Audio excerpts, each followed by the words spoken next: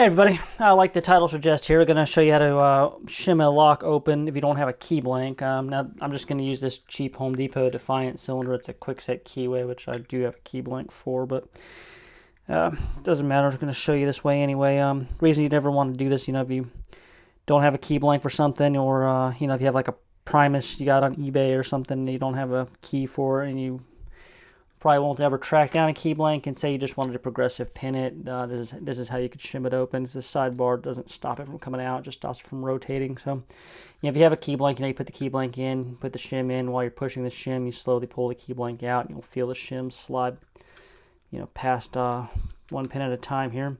So do it with a pick, same principle. You just lift the pins while you're pushing on the key blank, on the shim. You just lift the pins with a pick.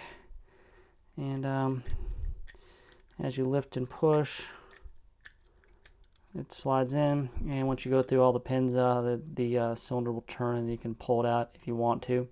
Like I said, even on a Primus, the sidebar will still slide out once you get the driver's shim like that. You can pull it out forward. You just got to take the cam off the back or whatever clips off the back. But anyway, that's how you do it. So like I said, if you ever have to shim something without a key, all you need is a lock pick or something that'll fit in there, and a shim, and there you go. So if that helps you out, like and subscribe and everything, and that will do it for this video, and we'll talk to everybody later.